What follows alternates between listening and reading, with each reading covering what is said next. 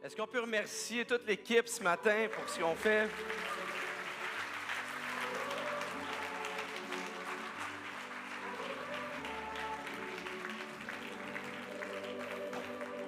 Une chance qu'on est plusieurs, parce que si c'était moi qui chantais, ou certains ici dans la salle, ça serait vide, après 2 minutes.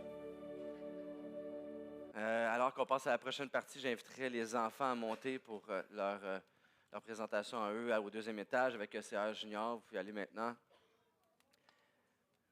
Et puis, pendant ce temps-là, on va s'installer confortablement. On a parti le poêle à bois. C'est un poêle à bois écologique parce qu'il ne brûle pas vraiment. C'est juste l'image. On va monter le chauffage. Et puis, tu peux te mettre confortable comme chez toi. Tu peux enlever tes chaussures. Pour certains, on se connaît, là, t'es mieux pas. Je veux juste prendre quelques instants. Mon nom est David, je suis pasteur ici. Juste prendre quelques instants pour partager un peu sur ce qu'on a vu dans les derniers moments à propos de Noël. Comme qui a été mentionné par Andréel, pour certains, vous êtes ici pour une première fois. Pour d'autres, ça fait plusieurs fois que vous venez ici. Puis, Noël, c'est traditionnel au Québec. Ça fait longtemps qu'on célèbre Noël au Québec. D'autres endroits dans le monde aussi, on célèbre Noël. Et toi, dans ta vie personnelle, tu célèbres sûrement Noël depuis plusieurs années, mais ce matin, je vais aller dans une direction toute particulière. Le titre de mon encouragement ce matin est Noël sur mon chemin. Noël sur ton chemin. Pour ce faire, on va tourner ensemble dans la Bible, dans la parole de Dieu, puis on ne l'aura pas à l'écran parce que je veux faire ça particulier ce matin. J'ai dit à quelqu'un, je veux faire comme un grand-père qui lit dans le salon à la famille. Puis là, on m'a dit, ben là, tu as 40 ans, moi j'ai l'air de quoi si toi, tu es un grand-père? Fait que le petit jeune pour certains ou le papa en avant. Puis on va regarder dans Matthieu au chapitre 2 avec l'angle des mages, les rois mages qu'on a vus. Pour l'étoile, c'était les fromages, mais les rois mages. On va regarder ensemble, c'est un passage de plusieurs versets, mais je t'invite à l'écouter intentionnellement. Même si tu as entendu l'histoire de Noël plusieurs fois dans ta vie, je t'invite à l'écouter intentionnellement. Verset 1. Jésus était né à Bethléem, en Judée, sous le règne du roi François Legault, sous le règne du roi Hérode. Or, des mages venant de l'Orient arrivèrent à Jérusalem. Ils demandaient, où est le roi des Juifs qui vient de naître? Nous avons vu se lever son étoile et nous sommes venus lui rendre hommage. Quand le roi apprit la nouvelle, il en fut profondément troublé. Ça va coûter cher encore cette année, faire de la dinde et acheter des cadeaux pour tout le monde. Non, c'est pas vrai, ça c'est moi qui rajoute ça. Et tout Jérusalem avec lui était troublé, particulier. Il convoqua tous les chefs des prêtres et les spécialistes de la loi que comptait son peuple. Il leur demanda où devait naître le Messie. À Bethléem en Judée, lui répondirent-ils, car voici ce que le prophète a écrit. Il y a un petit bruit, c'est-tu moi? Oui, c'est ma barbe, hein? C'est le feu! Hey, on est tous à la coche. Il fait du bruit aussi. À Bethléem, en Judée, lui répondirent-ils, car voici ce que le prophète a écrit. En toi, Bethléem, village de Juda, tu n'es certes pas le plus insignifiant des chefs-lieux de Juda, car c'est de toi que sortira le chef qui, comme un berger, conduira Israël, mon peuple. Là-dessus, Hérode fit appeler secrètement les mages et se fit préciser à quel moment l'étoile leur était apparue. Puis il les envoya à Bethléem en disant, allez là-bas et renseignez-vous avec précision sur cet enfant. Puis quand vous l'aurez trouvé, venez me le faire savoir pour que j'aille moi aussi lui rendre hommage. Quand le roi leur a donné ses instructions, les mages se mirent en route et voici l'étoile qu'ils avaient vue se lever les précédait. Elle parvint au-dessus de l'endroit où se trouvait le petit enfant et là, elle s'arrêta. En revoyant l'étoile, les mages furent remplis de joie. Ils entrèrent dans la maison, virent l'enfant avec Marie, sa mère, et tombant à genoux, lui rendirent hommage.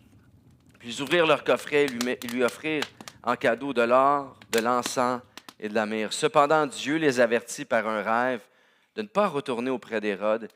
Ils regagnèrent dans leur pays, par un autre chemin. Noël sur mon chemin. On a tous des chemins qu'on emprunte dans la vie.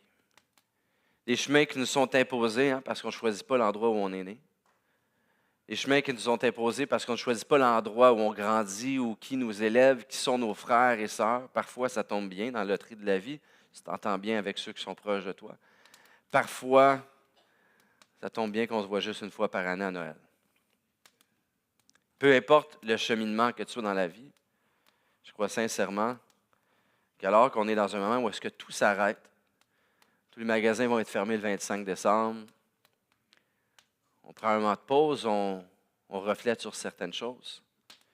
Je prie que peu importe où tu en es sur ton chemin, que tu puisses rencontrer celui dont on parle ce matin ici, à l'occasion de Noël.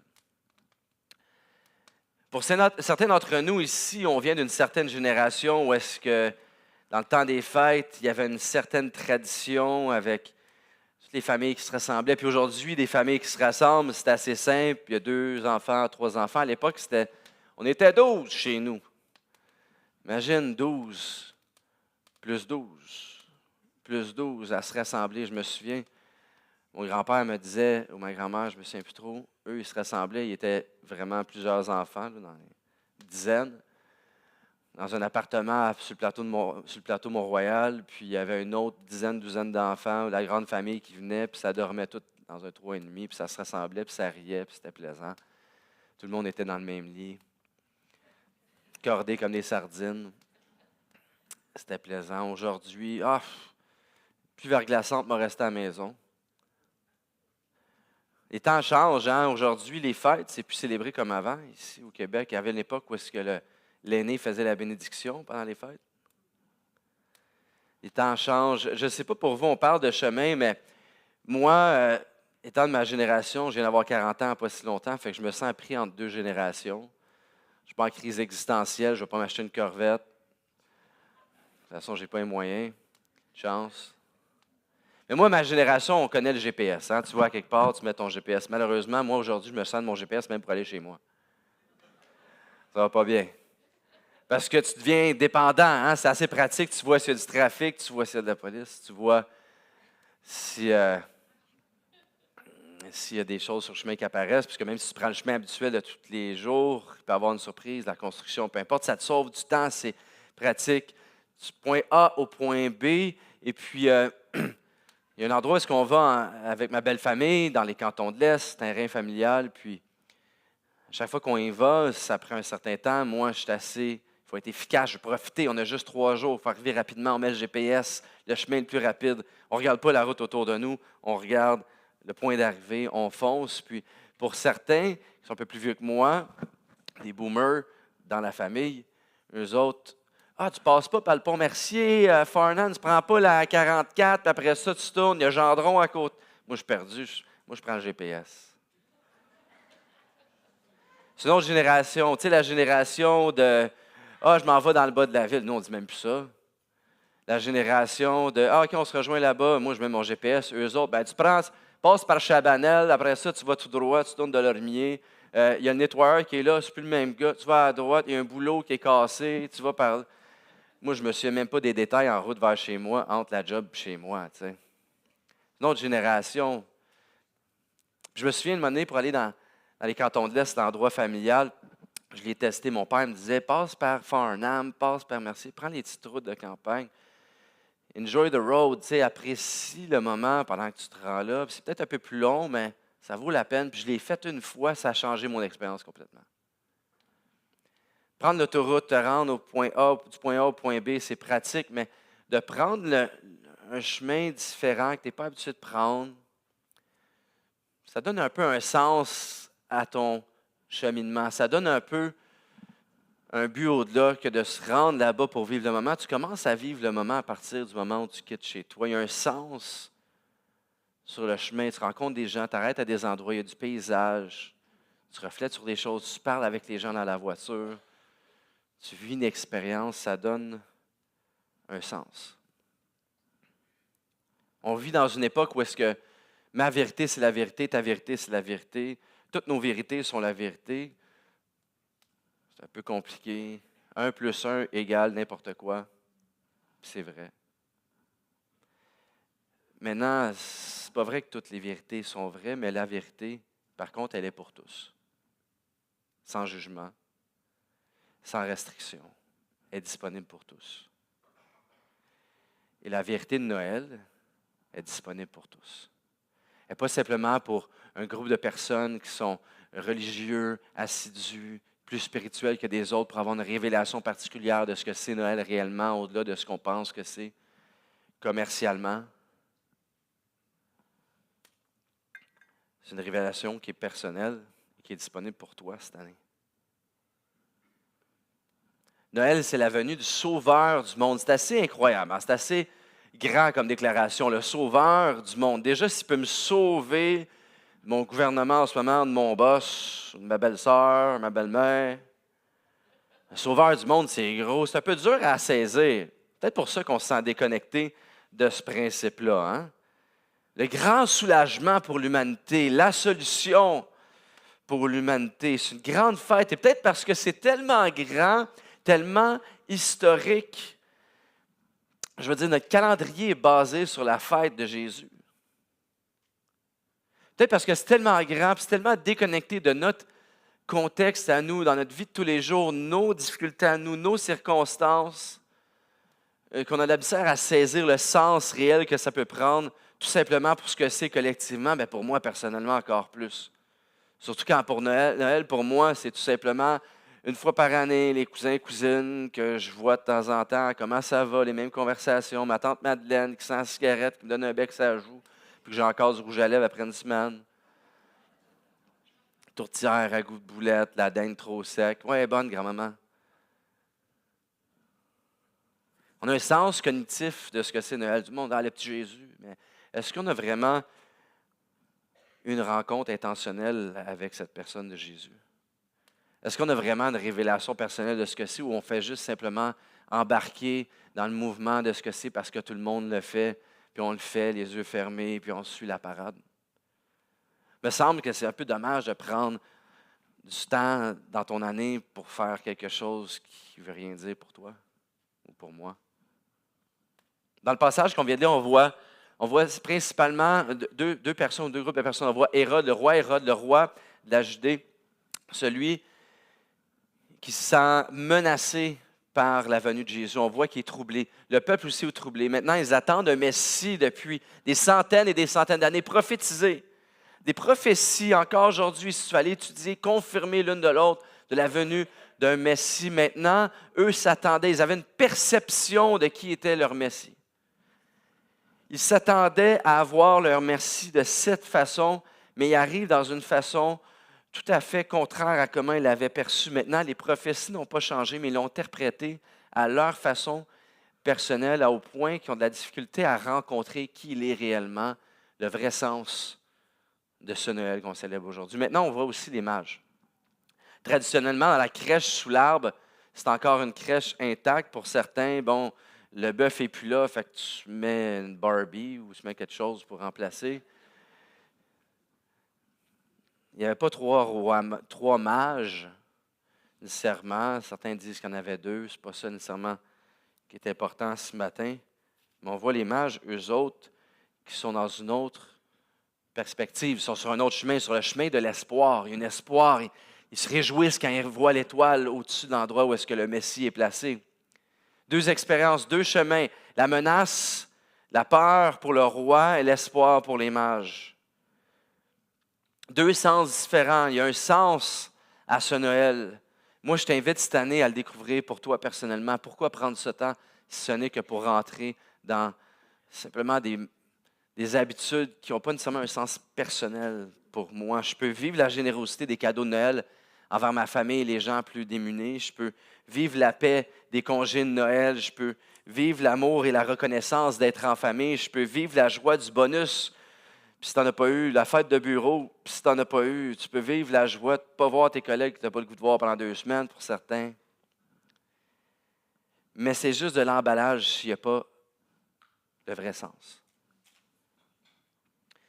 Premier point de mon encouragement ce matin, c'est mon chemin. On a tous un chemin. On va regarder la perspective d'Hérode. Hérode est un roi qui est dictatorial, qui a été placé par l'envahisseur romain comme étant le roi de l'endroit. Donc, pas nécessairement aimé tant que ça par le peuple.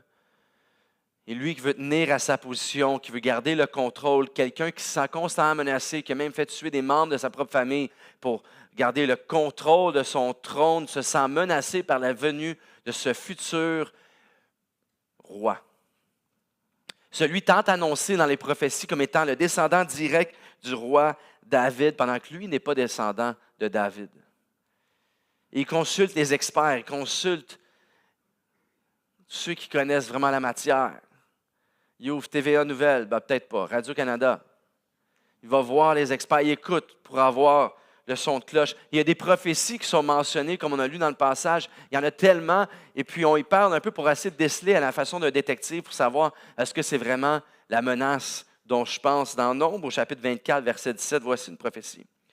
Je le vois bien, mais ce n'est pas pour maintenant, je le contemple, mais non de près. Un astre monte de Jacob, l'étoile. Un sceptre surgit d'Israël, un sceptre en référence à un roi. Il brise les flancs de Moab, il abat tous les fils de Seth.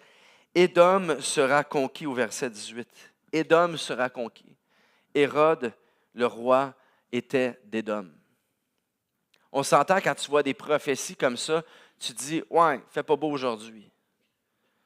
Pas le goût d'aller dehors. Tu vois des prophéties comme ça, tu es quelqu'un qui veut garder le contrôle de ton trône, tu te dis, ouf. Je vais peut-être perdre la place. Me semble, pourtant, j'ai tracé mon chemin, j'ai une vision pour ma vie, j'ai réussi à garder le contrôle de ce trône, de ce royaume. Je vois une vision pour ma vie, puis là, lui, il vient menacer le chemin que je me suis tracé pour moi-même.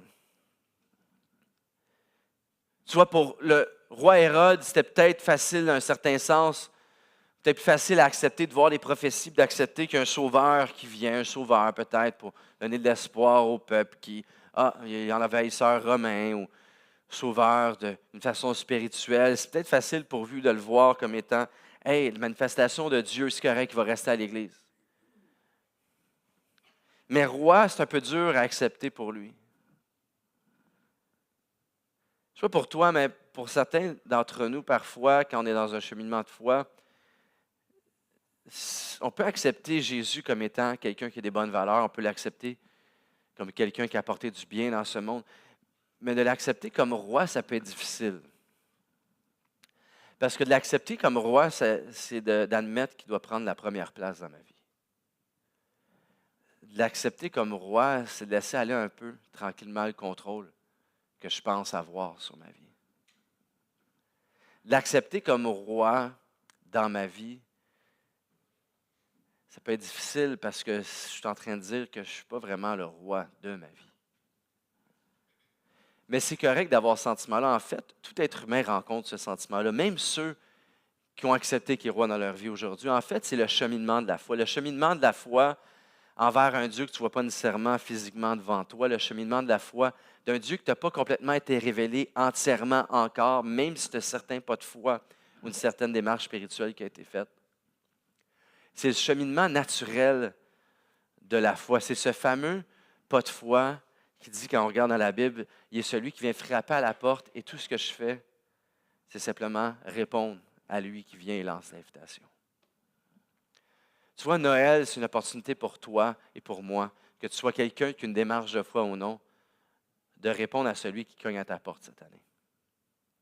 Peu importe l'année que tu as eue, peu importe les 2-3 dernières années qui ont peut-être été très difficiles, ou des belles années, peu importe les circonstances dans lesquelles tu te trouves en ce moment, il y a encore ce sauveur du monde qui vient, qui veut te rencontrer sur ton chemin.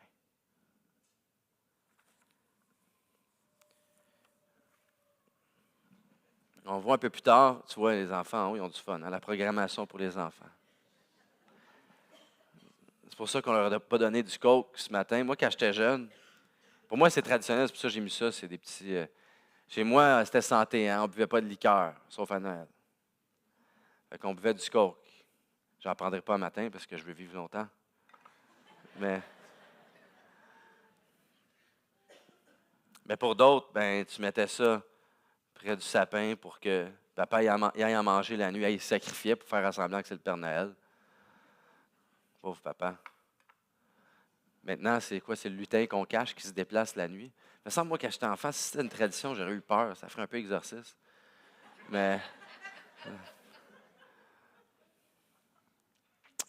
on voit parenthèse, hein, on voit le roi Hérode ici dans le passage qui, malheureusement, tu sais, on fête Noël, c'est beau, c'est mignon, mais fait tuer tous les enfants à partir de l'âge de 2 ans et moins, tous les garçons plutôt. Parce qu'il sait que la menace du roi qui s'en vient va être un garçon. Au moment où on est rendu dans l'histoire, dans le récit, ça fait 2 ans environ que Jésus l'a fait.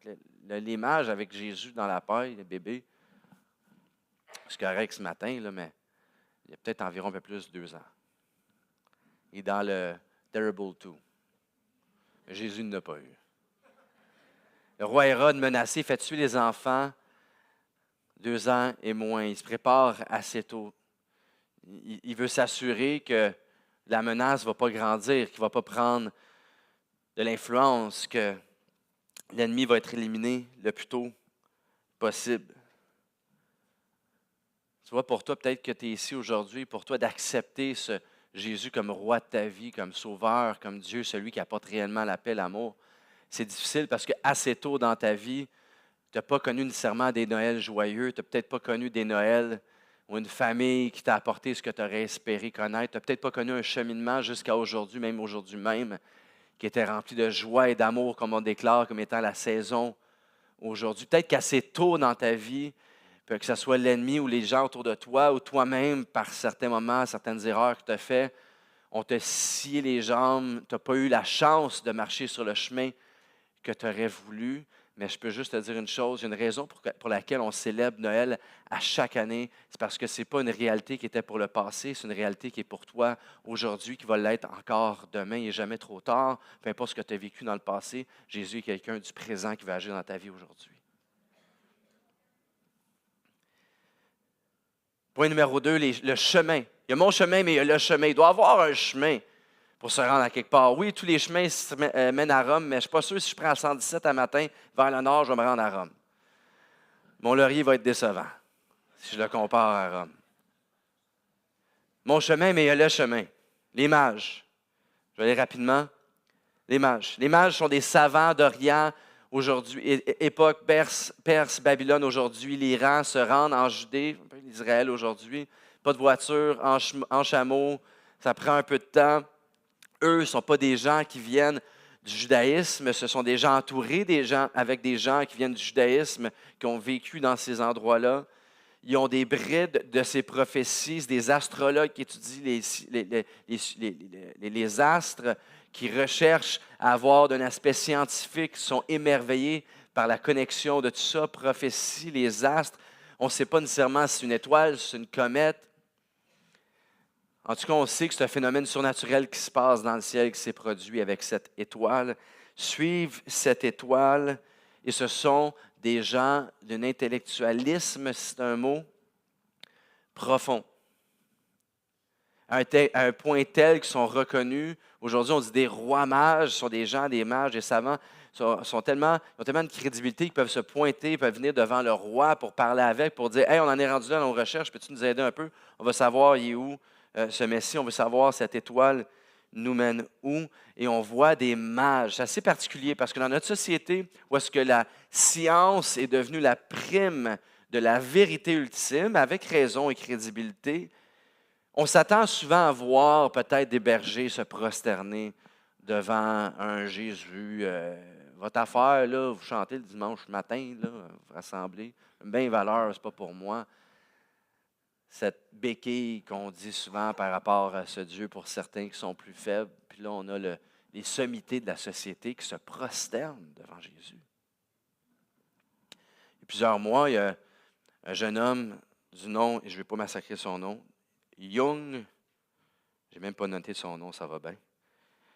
Je pense que c'est ça. Young Hun Kim. Ça reste ici, là. Je vais faire honneur à son nom. Là. Sud-coréen, ce n'est pas Marcel Tremblay. Young Hun Kim a été reconnu dernièrement par différentes entités comme étant l'homme avec le QI le plus élevé au monde, 276. La moyenne des Québécois étant 100. Maintenant, ce n'est pas qu'on n'est pas vite, c'est juste que lui est bien intelligent, qui est juste à rassurer. Okay? Et Young a publiquement affirmé cette année la véracité de la Bible et sa foi chrétienne. Il a déclaré sur les réseaux sociaux dans une vidéo et par écrit, en tant que détenteur du record du QI le plus élevé au monde, maintenant, bon, peut-être un QI élevé, côté humilité, il y a du travail à faire. La tête, une grosse tête, hein, une belle tête pleine d'intelligence, mais l'humilité aussi. Je crois que Jésus-Christ est Dieu, le chemin, la vérité et la vie. Je crois que la Bible est la parole parfaite, éternelle et finale de Dieu, l'homme le plus intelligent de notre temps. Tu vois, le message de Noël est pour tous. Le message de Noël est ouvert à tous. On voit des rois mages, pendant que je termine, je vais inviter l'équipe à s'approcher.